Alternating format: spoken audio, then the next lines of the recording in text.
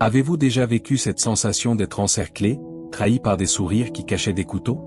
Avez-vous senti le sol se dérober sous vos pas, alors que des murmures hostiles tissaient une toile dans l'ombre pour vous faire tomber? Rappelez-vous l'histoire du roi David, poursuivi sans relâche par le roi Saül, son propre bienfaiteur, devenu un ennemi obsédé par sa perte. David, loin de Dieu, était pourchassé dans les déserts, vivant dans des cavernes, trahi par des informateurs. Pourtant, à chaque complot, à chaque embuscade, une main invisible le protégeait, déjouait les plans, et préservait sa vie pour le destin auquel il était appelé. Cette main, c'est celle du Dieu vivant. Aujourd'hui, en 2026, peut-être vous sentez-vous dans cette caverne, entendant les rumeurs de complot, sentant la pression monter. Cette vidéo est pour vous. C'est une parole prophétique pour votre saison. Ceux qui complotent dans les ténèbres seront mis en lumière, et Dieu lui-même se lèvera pour défendre sa cause et protéger violemment ceux qui y appartiennent. Si ce message résonne dans votre esprit, s'il touche votre cœur, alors vous êtes au bon endroit. Restez avec nous jusqu'à la fin, car des clés divines vous seront révélées. Abonnez-vous à la chaîne pour plus de révélations divines, appuyez sur le bouton like si cette vidéo vous touche, et laissez vos vœux ou témoignages en commentaire pour partager avec la communauté. Le livre des Psaumes, au chapitre 37 versets 12 à 15, nous offre une vision claire de la dynamique entre les méchants et le plan divin. Le psalmiste observe que le méchant complote contre le juste, il grince des dents contre lui. Mais le Seigneur rit du méchant, car il voit que son jour y arrive. Les méchants ont tiré l'épée, ils ont bandé leur arc pour faire tomber le malheureux et l'indigent, pour égorger ceux dont la voie est droite. Leur épée entrera dans leur propre cœur, et leurs arcs se briseront. Ce passage n'est pas une simple poésie, c'est une loi spirituelle immuable. Dans notre vie quotidienne, lorsque nous sommes confrontés à des calomnies, à des manœuvres sournoises au travail, dans la famille, ou même dans les cercles communautaires, il est tentant de prendre les choses en main, de répondre sur le même ton, de contre-attaquer avec nos propres forces. Mais la parole nous enseigne une posture radicalement différente, celle de la confiance tranquille. Marcher devant Dieu dans cette réalité signifie choisir délibérément de ne pas alimenter le cycle de la vengeance. Concrètement, lorsque vous apprenez qu'un collègue a colporté une rumeur sur vous, au lieu de l'affronter immédiatement dans la colère, retirez-vous un moment dans la prière. Présentez la situation au Seigneur, rappelez-lui sa parole. Votre rôle n'est pas d'être l'exécuteur, mais de rester dans l'intégrité. Votre obéissance à marcher dans l'amour, même face à l'hostilité, crée un espace sacré où Dieu peut opérer. Il devient votre défenseur. Votre pratique quotidienne peut être de méditer ce psaume chaque matin, en déclarant par la foi que les plans tordus se retourneront contre leurs auteurs, et que votre voie, bien que semée d'embûches, est gardée par l'Éternel. L'histoire de la reine Esther constitue un exemple parfait de complot déjoué par la providence divine.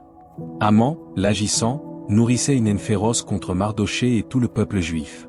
Il ourdit un plan minutieux, obtint un décret royal pour leur extermination, et érigea même une potence pour Mardochée. Tout semblait perdu. Cependant, Dieu avait placé Esther dans la position de reine pour un temps comme celui-ci.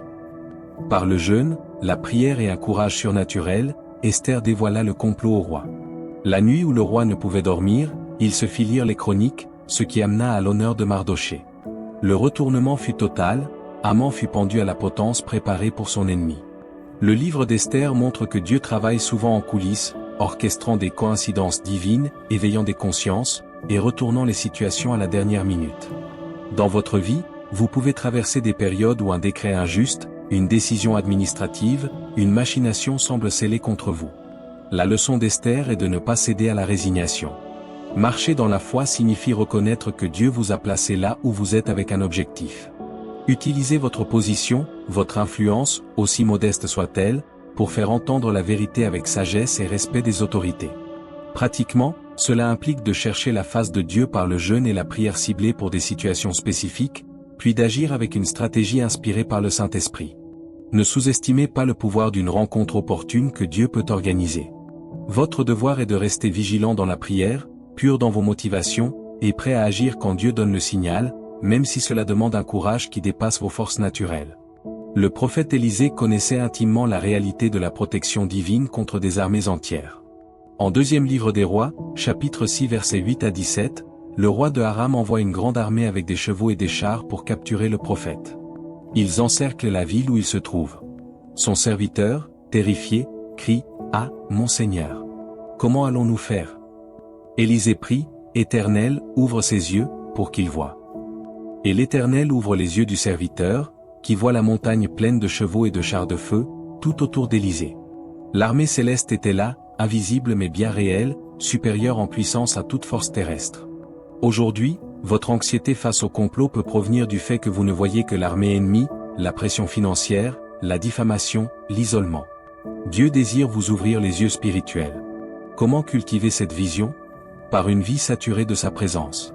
La prière de consécration chaque matin, où vous remettez votre journée à Dieu, est essentielle. La méditation lente et profonde des Écritures, en particulier des psaumes de confiance, renouvelle votre intelligence. Lorsque la peur monte, arrêtez-vous et déclarez à haute voix, « Seigneur, ouvre mes yeux pour voir ta protection. » Pratiquement, créez un environnement de foi autour de vous, écoutez de la musique d'adoration, placez des versets sur la protection au mur de votre maison ou sur l'écran de votre téléphone. Rappelez-vous que les ressources célestes affectées à votre sécurité sont infiniment plus grandes que les ressources terrestres déployées contre vous. Votre paix intérieure, maintenue par la prière et la parole, devient elle-même un témoignage puissant et une forteresse que l'ennemi ne peut pénétrer. L'apôtre Paul a vécu de nombreuses conspirations.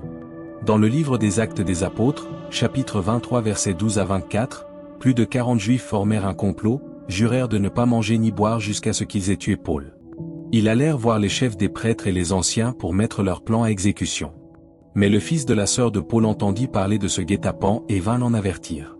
Paul l'envoya directement chez le tribun, qui prit immédiatement la menace au sérieux et mobilisa une escorte de près de 500 soldats pour transférer Paul en sécurité à Césarée. Voici un principe crucial, Dieu utilise souvent des canaux naturels et des personnes inattendues pour accomplir sa protection. Le neveu de Paul était ce canal.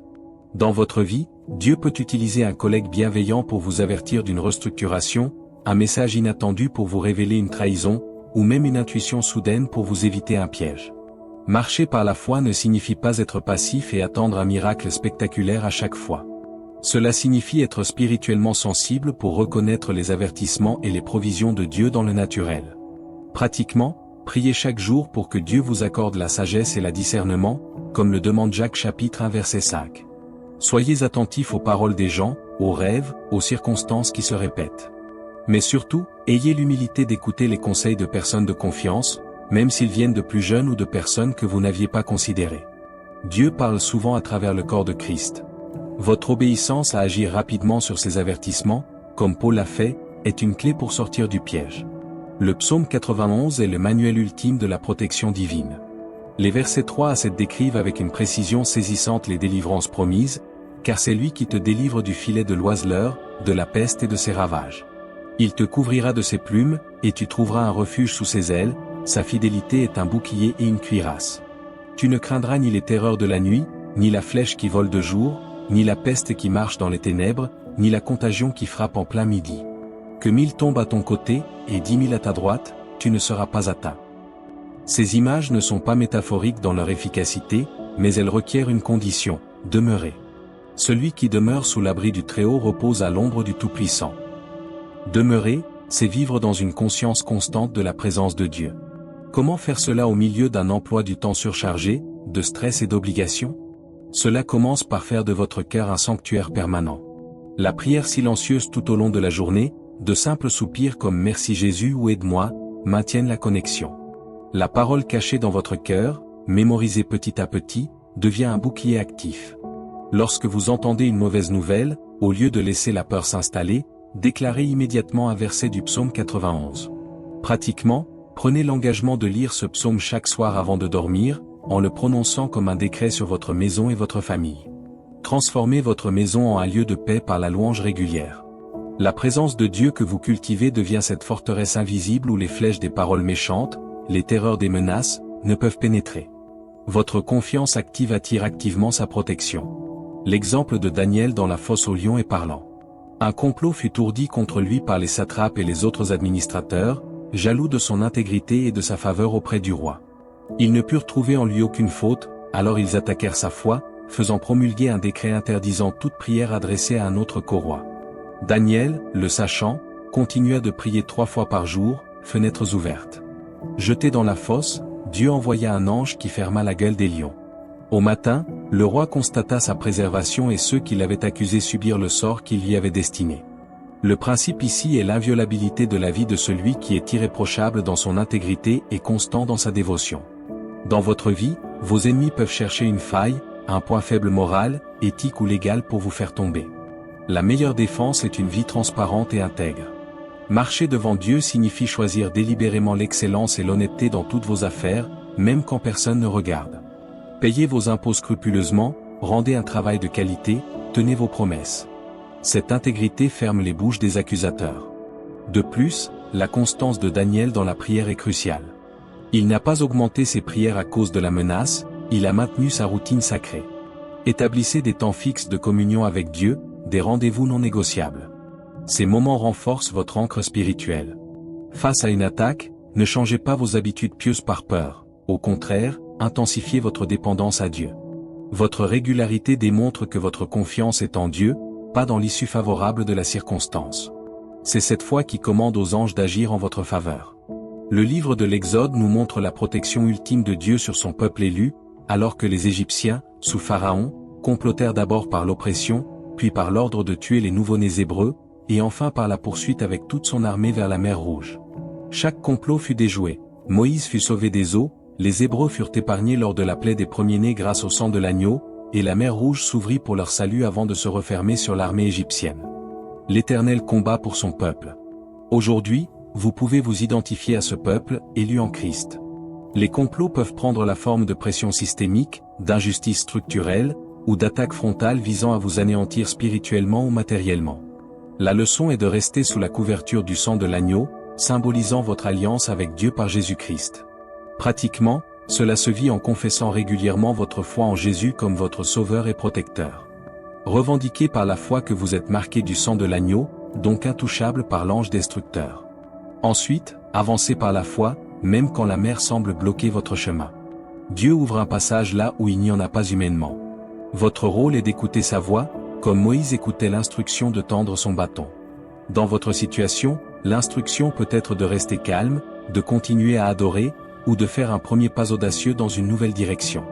Ne regardez pas en arrière vers votre Égypte ou vos anciens oppresseurs, votre délivrance est devant vous.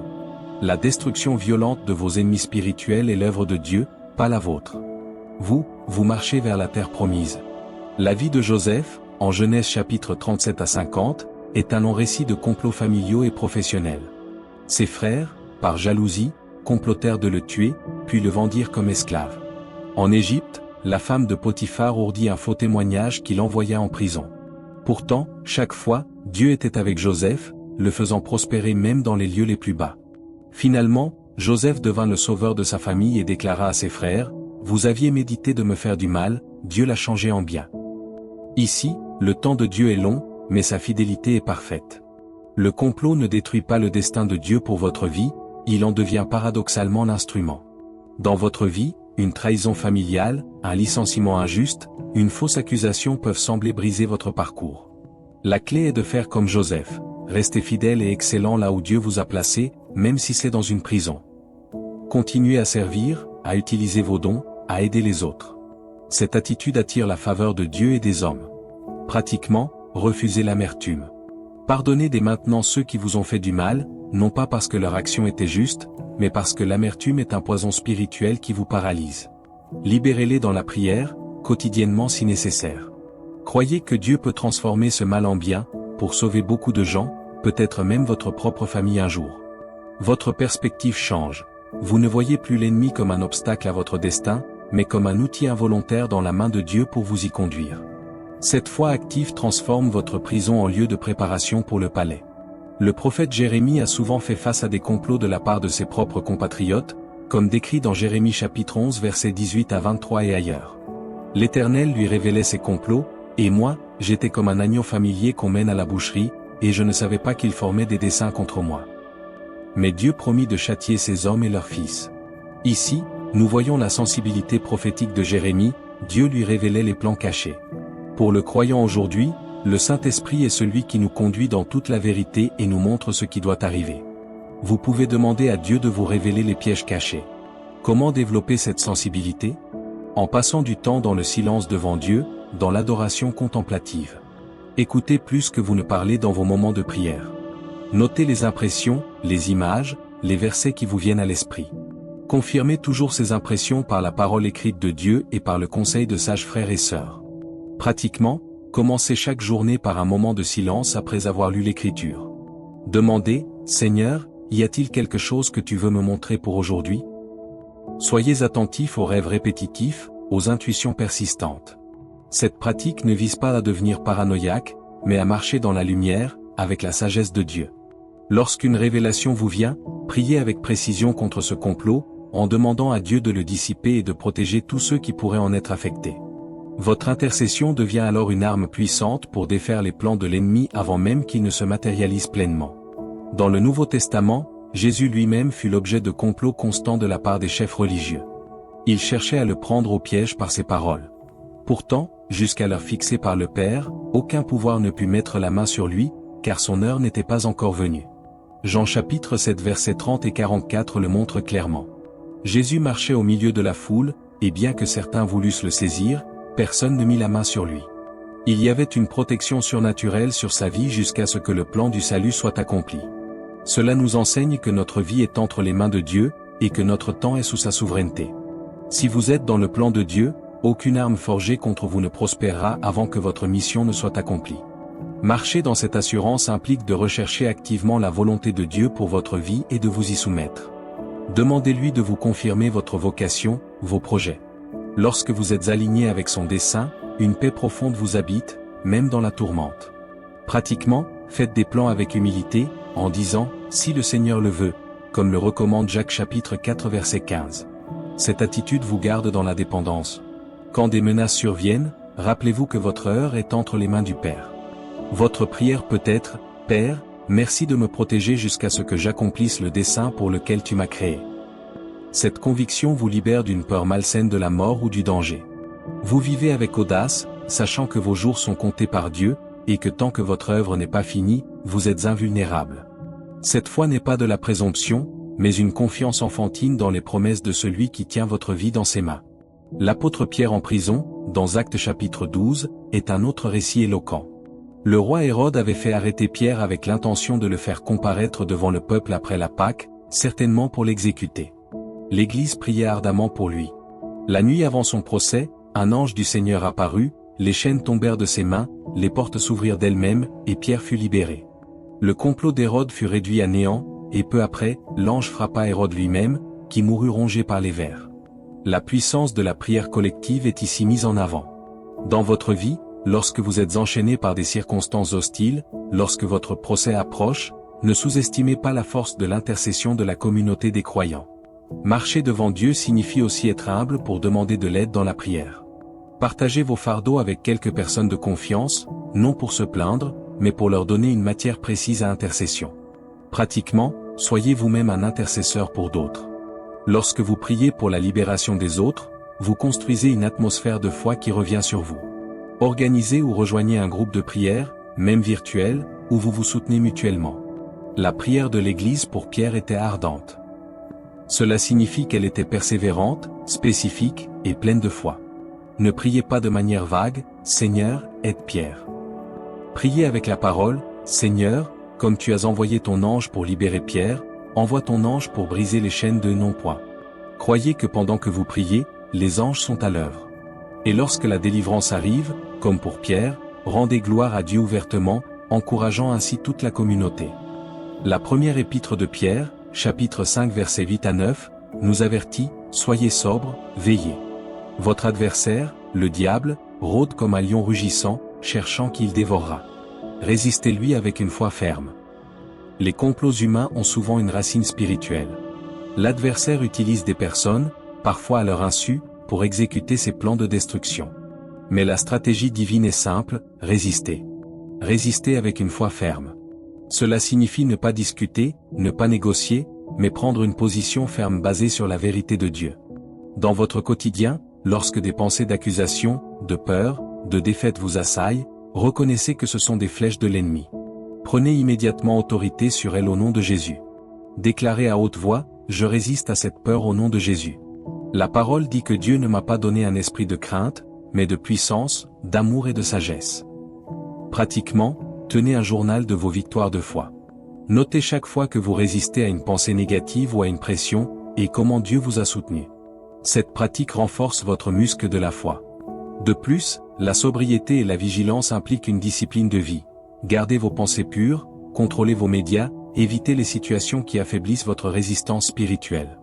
Une vie équilibrée, avec du repos et des relations saines, vous rend moins vulnérable aux attaques. La foi ferme n'est pas une émotion, c'est une décision de s'appuyer sur le caractère immuable de Dieu, même quand tout vacille autour de vous. Le chant de Moïse et de Myriam après la traversée de la mer Rouge, en Exode chapitre 15, célèbre la destruction violente de l'ennemi. L'Éternel est un guerrier. Tes flèches aiguës percent le cœur des ennemis du roi. Tu étends ta droite, la terre les engloutit. Cette louange est née après la délivrance, mais elle a été préparée par une attitude de confiance avant même le miracle. La louange est une arme proactive qui change l'atmosphère spirituelle et immobilise l'ennemi. Dans vos batailles, ne tardez pas à louer. Commencez à adorer Dieu pour qui il est, votre guerrier, votre défenseur. Mettez de la musique de louange dans votre maison, chantez de tout votre cœur, même si vous ne le sentez pas. La louange déplace votre focus des problèmes vers la grandeur de Dieu. Pratiquement, créez une playlist de victoire avec des chants basés sur les psaumes. Quand vous sentez la pression monter, écoutez-la, chantez avec. Faites de votre voiture un sanctuaire de louange. La louange collective est encore plus puissante. Participez activement au culte de votre assemblée. En louant, vous proclamez la victoire avant même de la voir, vous activez la foi.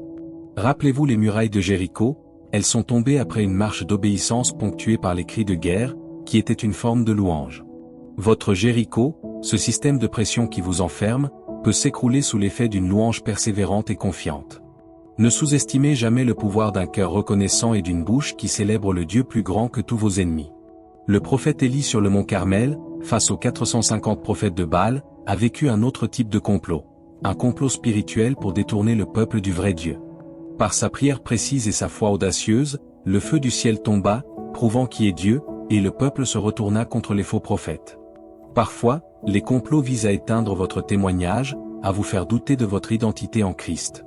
La réponse est de monter sur votre Carmel, c'est-à-dire de vous placer dans une position de prière qui défie les fausses accusations et les idolâtries de votre génération.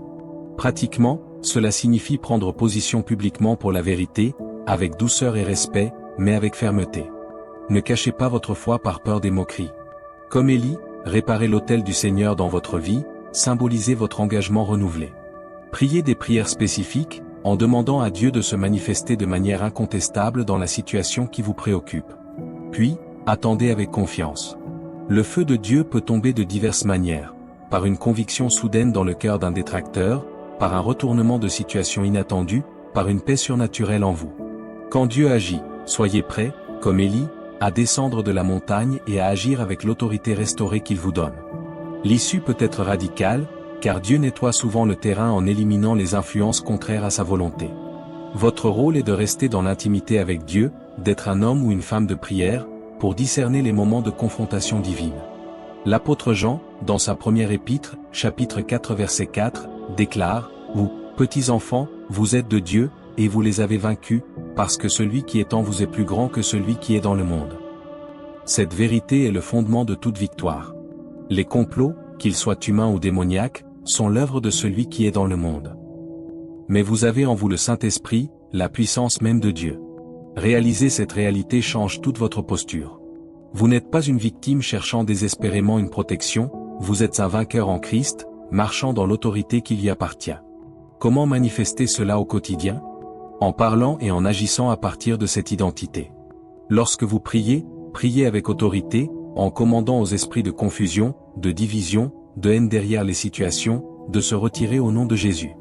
Parlez à la montagne de vos problèmes avec foi. Pratiquement, commencez chaque journée par des affirmations bibliques, « Je suis de Dieu. Le plus grand est en moi. Je suis plus qu'un vainqueur par Christ. » Habituez-vous à remercier Dieu pour la victoire avant même de voir son plein accomplissement. Cette attitude de foi oblige les circonstances à s'aligner sur la vérité spirituelle. Ne vous laissez pas définir par les attaques, laissez votre identité en Christ définir votre expérience.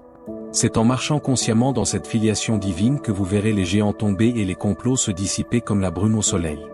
Le roi Josaphat, en 2e livre des Chroniques chapitre 20, face à une grande multitude d'ennemis, se mit à chercher l'Éternel et proclama un jeûne.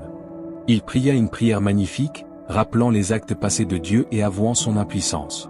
L'Esprit de Dieu vint sur un Lévite qui prophétisa, « Ne craignez point et ne vous effrayez point devant cette multitude nombreuse, car ce ne sera pas vous qui combattrez, ce sera Dieu. Vous n'aurez point à combattre en cette affaire. Présentez-vous, tenez-vous là, et vous verrez la délivrance que l'Éternel vous accordera. » Josaphat et le peuple se levèrent le lendemain en chantant les louanges de l'Éternel. Dieu mit des embuscades contre les ennemis qui s'entretuèrent. Ici, la stratégie divine était l'inaction combattante, se présenter, tenir position, louer, et laisser Dieu combattre. Dans votre vie, il y a des batailles où Dieu vous dit, ne combat pas. Restez calme. Cela peut être contre une bataille légale, un conflit relationnel ou toute parole envenime la situation. La discipline difficile est de se taire, de louer, et de laisser Dieu agir. Pratiquement, lorsque vous êtes provoqué, prenez du recul. Dites, je remets cette affaire entre tes mains, Seigneur. Je choisis de ne pas répondre. Je te fais confiance pour défendre mon cause. Ensuite, engagez-vous dans la louange. La tentation sera de ruminer, de préparer vos arguments. Résistez-y en chantant des cantiques. La délivrance viendra souvent de manière inattendue, l'autre partie se rétracte, une nouvelle preuve émerge, un tiers intervient. Votre foi, exprimée par le repos et la louange, déclenche les embuscades célestes contre vos adversaires. L'exemple de Job est unique. Satan lui-même demanda la permission de toucher à tout ce que Job possédait, puis à sa santé. Les calamités qui s'abattirent sur lui semblaient être le fruit d'un complot céleste. Pourtant, Dieu avait confiance en Job et mis une limite à ce que Satan pouvait faire. Au final, Job fut restauré au double après avoir prié pour ses amis. Ici, nous apprenons que certaines épreuves ne viennent pas d'ennemis humains, mais sont permises par Dieu dans un but plus grand, pour raffiner notre foi. La réponse n'est pas de maudire Dieu ou de s'effondrer, mais de maintenir son intégrité. L'Éternel a donné, l'Éternel a ôté, que le nom de l'Éternel soit béni. Dans les épreuves inexplicables, où vous perdez bien, santé, réputation sans cause humaine évidente, souvenez-vous de Job. Marchez dans l'intégrité, refusez l'amertume, et continuez à bénir le nom du Seigneur.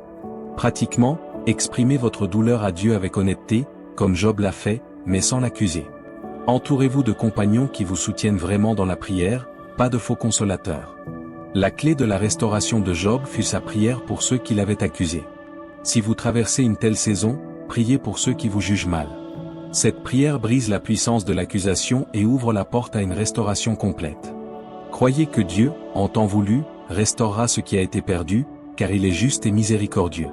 Votre fidélité dans la souffrance est un témoignage retentissant qui confond l'accusateur et glorifie Dieu. L'apôtre Paul, dans sa lettre aux Éphésiens chapitre 6 versets 10 à 18, nous donne l'image de l'armure de Dieu. Il parle de notre combat non pas contre la chair et le sang, mais contre les autorités, les dominateurs des ténèbres. Pour résister, il faut revêtir toute l'armure, la vérité, la justice, la paix, la foi, le salut, la parole de Dieu, la prière. Se protéger des complots spirituels est un acte quotidien de revêtement. Chaque matin, habillez-vous spirituellement. Visualisez chaque pièce. Dites, je ceins mes reins de la vérité de ta parole.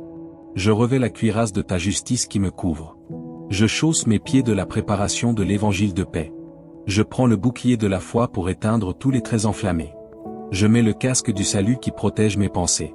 Je saisis l'épée de l'esprit, qui est ta parole. Et je prie par l'esprit en toute occasion. Cette pratique n'est pas magique, elle aligne votre conscience avec la réalité spirituelle. Dans votre journée, lorsque vous sentez une attaque, rappelez-vous quelle pièce est pertinente. Si c'est une accusation, le bouclier de la foi. Si c'est une pensée de condamnation, le casque du salut. Pratiquement, écrivez ces versets sur des cartes et lisez-les à voix haute chaque matin pendant une semaine. Ensuite, mémorisez-les. L'armure complète vous permet de tenir ferme, pas de mener une offensive humaine. Vous résistez, et Dieu combat. La prière persévérante, dans l'esprit, est le carburant de cette armure. Elle vous maintient en alerte spirituelle et vous donne des instructions spécifiques pour la bataille. Le roi David, dans le psaume 35, prie avec une intensité frappante contre ceux qui complotent son malheur. Content, Éternel, avec ceux qui me contestent, combat ceux qui me combattent. Que l'ange de l'Éternel les poursuive. Cette prière imprécatoire n'est pas un appel à la vengeance personnelle, mais un transfert du jugement à Dieu, le juste juge.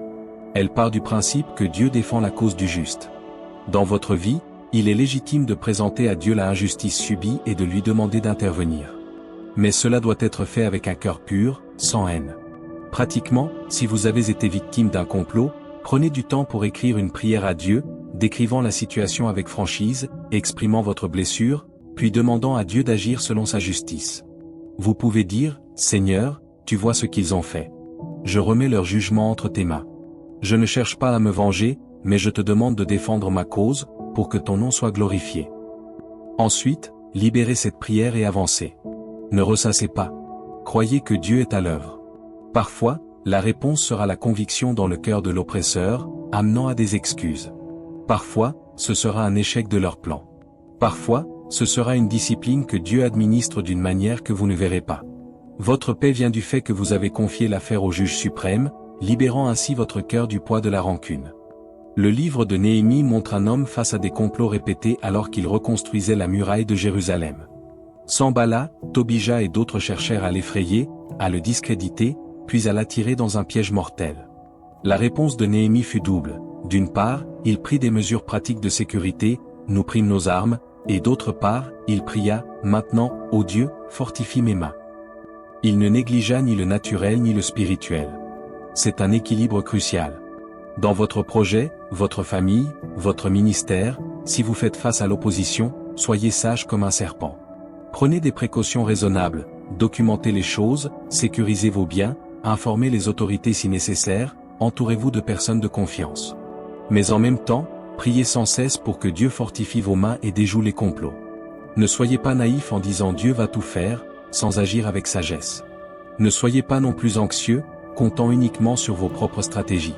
Pratiquement, pour chaque menace, faites 2 listes, ce que je peux faire humainement et ce que je demande à Dieu de faire. Agissez sur la première, priez sur la seconde. Comme Néhémie, gardez une main à l'ouvrage, votre mission, et une main à l'arme, la prière et la sagesse pratique.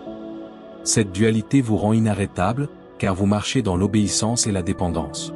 Les murailles de votre vie seront reconstruites, et les moqueurs seront confondus. Jésus, dans son enseignement sur la montagne, dit dans Matthieu chapitre 5 verset 44, « Aimez vos ennemis, bénissez ceux qui vous maudissent, faites du bien à ceux qui vous haïssent, et priez pour ceux qui vous maltraitent et qui vous persécutent. » Ce commandement semble paradoxal face à des complots. Pourtant, c'est l'arme la plus puissante pour désarmer le mal. L'amour désactive la haine. Bénir celui qui vous maudit brise la malédiction à la source. Prier pour votre persécuteur invite Dieu à travailler dans son cœur, et à vous protéger de toute souillure de haine. Concrètement, cela est extrêmement difficile. Commencez petit. Pour une personne qui vous ennuie, priez chaque jour pendant une semaine, « Seigneur, bénis-nous. Montre-lui ton amour. Si c'est possible, amène-le à la repentance. » Vous n'avez pas à avoir des sentiments chaleureux, l'amour est un choix d'action, pas une émotion. Ensuite, si l'occasion se présente, faites un geste de bien, comme un sourire sincère, un service discret. Cet acte obéissant déplace votre cœur et libère la puissance de Dieu dans la situation. Souvent, lorsque l'ennemi Satan a de la haine en retour, et qu'il reçoit de la bonté, il est désorienté, et son cœur peut être touché. Même si ce n'est pas le cas, vous obéissez à Christ, et vous restez sous la bénédiction. Votre paix intérieure est préservée, et votre témoignage devient irréprochable. Cette attitude ne fait pas de vous un paillasson, elle fait de vous un fils ou une fille de votre Père céleste, qui fait lever son soleil sur les méchants et sur les bons. L'apôtre Paul, dans Romains chapitre 12 versets 19 à 21, reprend ce thème, « Ne vous vengez point vous-même, bien-aimés, mais laissez agir la colère, car il est écrit, « À moi la vengeance, à moi la rétribution, dit le Seigneur. Si ton ennemi a faim, donne-lui à manger, s'il a soif, donne-lui à boire. Ne te laisse pas vaincre par le mal, mais surmonte le mal par le bien. » Surmonter le mal par le bien est une stratégie active et puissante. Elle prend l'initiative loin de l'ennemi. Au lieu de réagir à son mal, vous imposez le bien comme nouvelle règle du jeu. Dans une situation de conflit au travail, cela peut signifier continuer à faire votre travail avec excellence, aider même celui qui vous nuit, sans être naïf, refuser de participer au commérage. Votre constance dans le bien crée une pression positive. Pratiquement, identifiez un bien concret que vous pouvez faire qui serait inattendu. Peut-être complimenter une qualité de cette personne, ou lui offrir une aide sur un point où elle est en difficulté. Cela doit être authentique, pas manipulateur. Priez pour que Dieu vous guide dans ce geste. L'objectif n'est pas de gagner la personne, mais d'obéir à Dieu et de briser le cycle du mal. En agissant ainsi, Vous placez la situation entre les mains de Dieu d'une manière pratique. Vous lui donnez matière à agir. Et souvent, le bourreau, confronté à une bonté imméritée, est soit transformé, soit mis en déroute par sa propre conscience. Dans les deux cas, vous sortez vainqueur, car vous avez gardé votre âme intacte et honoré Dieu. Le livre des Proverbes est une mine de sagesse sur les rapports avec les ennemis. Proverbes chapitre 16 verset 7 dit, « Quand l'Éternel approuve les voies d'un homme, il dispose favorablement à son égard même ses ennemis. » Voici une promesse glorieuse. Si vous marchez dans l'obéissance et la justice, Dieu peut changer le cœur de vos ennemis, ou du moins les amener à être en paix avec vous. La condition est de plaire à Dieu dans votre conduite. Cela implique un examen constant de votre cœur. Pratiquement, demandez régulièrement à Dieu de vous révéler des domaines de désobéissance ou d'injustice dans votre vie. Repentez-vous rapidement. Cherchez à vivre en paix avec tous, autant que cela dépend de vous. Quand vous êtes injustement attaqué, vérifiez s'il n'y a pas une vérité à entendre, même dans une critique malveillante. Humiliez-vous sous la main puissante de Dieu. Lorsque vous vous alignez sur ses voies, il œuvre en coulisses sur le cœur des autres. Vous pouvez voir un adversaire devenir subitement neutre, ou même un allié. Cela peut arriver par un changement de circonstance, une révélation, ou simplement un adoucissement inexplicable. Votre travail est de vous concentrer sur votre marche avec Dieu, pas sur la gestion de vos ennemis. Laissez Dieu gérer leur cœur. Votre priorité est de cultiver une vie qui lui est agréable. Cette approche proactive de la sainteté est votre meilleure stratégie de défense à long terme. Enfin, considérons la victoire ultime, celle de Christ à la croix. Les chefs religieux et politiques complotèrent contre le Fils de Dieu. Ils le firent arrêter de nuit, le jugèrent dans une parodie de justice, le firent crucifier. Le complot semblait avoir réussi. Mais Dieu, dans sa sagesse infinie, utilisa ce même complot pour accomplir le plan du salut. La résurrection fut la destruction violente et définitive de tous les ennemis, le péché, la mort, et Satan. Colossiens chapitre 2 verset 15 dit, « Il a dépouillé les dominations et les autorités, et les a livrées publiquement en spectacle, en triomphant d'elles par la croix. » En tant que croyant, vous êtes unis à Christ dans sa mort et sa résurrection. Son triomphe est le vôtre. Ainsi, face à tout complot, votre position fondamentale est celle du vainqueur assis avec Christ dans les lieux célestes. Pratiquement, cela se vit par la communion avec lui. Participez régulièrement à la Sainte Seine, en vous remémorant sa victoire. Remerciez-le parce que, quelle que soit l'issue apparente de votre bataille, la guerre est déjà gagnée. Votre avenir éternel est assuré. Cette espérance vous donne une force inébranlable. Vous pouvez endurer les assauts temporaires, sachant que le dernier mot appartient à Dieu, et qu'il vous fait triompher en toutes choses. Vivez donc avec une sainte audace, une paix profonde, et un amour radical, car vous portez en vous la vie du ressuscité, devant lequel tout genou fléchira. Votre quotidien devient alors une célébration de cette victoire, et votre vie, un témoignage que Dieu protège violemment ses élus, non seulement pour les préserver sur terre, mais pour les amener à sa gloire éternelle. Frères et sœurs bien-aimés, nous avons parcouru un chemin riche à travers les Écritures, voyant comment Dieu, de manière constante, se lève pour défendre ceux qui lui appartiennent. De David dans les cavernes à Daniel dans la fosse, d'Esther dans le palais à Paul dans les prisons, le témoignage est unanime, celui qui est en vous est plus grand. Les complots, qu'ils soient visibles ou invisibles, sont des ombres qui fuient devant la lumière de la présence de Dieu. En 2026 et au-delà, retenez ces clés, cultivez l'intimité avec Dieu par la prière et la parole, marchez dans l'intégrité et l'obéissance, résistez à l'ennemi avec une foi ferme, bénissez ceux qui vous persécutent, et laissez à Dieu le soin de la vengeance. Votre vie n'est pas à la merci des comploteurs, elle est entre les mains du Créateur de l'univers, qui compte vos cheveux et connaît vos combats. Prions ensemble. Père Céleste, nous nous présentons devant toi avec reconnaissance pour ta fidélité indéfectible. Merci d'être notre forteresse, notre bouclier, notre défenseur. En ce moment, nous élevons chaque personne qui regarde cette vidéo, chaque cœur fatigué par les combats, chaque esprit anxieux face au complot. Nous te demandons, au nom de Jésus, d'étendre sur eux ta puissante protection. Ouvre leurs yeux spirituels pour voir les armées angéliques qui les entourent. Donne-leur la sagesse pour discerner les pièges, le courage pour résister, et la grâce pour pardonner. Fortifie leur foi, apaise leur cœur, et guide leurs pas dans ta volonté parfaite. Bénis leur famille, leur foyer, leurs travaux. Fais d'eux des instruments de ta paix et des témoins de ta puissance. Que ta main les couvre, que ton favori les accompagne, et que ta paix, qui surpasse toute intelligence, garde leur cœur et leurs pensées en Christ Jésus. Nous décrétons que tout complot formé contre eux est annulé, que toute langue qui s'élève contre eux est condamnée, et que leur héritage en toi est préservé. Au nom puissant de Jésus, Amen. Si ce message a fortifié votre foi, si cette prière a touché votre cœur, alors passez à l'action maintenant. Abonnez-vous si ce n'est pas déjà fait, likez cette vidéo, partagez-la avec vos proches qui ont besoin d'entendre cette parole d'espérance, et laissez un commentaire avec vos vœux pour que nous grandissions ensemble dans la foi. La communauté des élus est forte quand elle prie et s'encourage. Merci d'avoir été des nôtres. Que la grâce du Seigneur Jésus-Christ, l'amour de Dieu, et la communion du Saint-Esprit soient avec vous tous. À très bientôt pour de nouvelles révélations.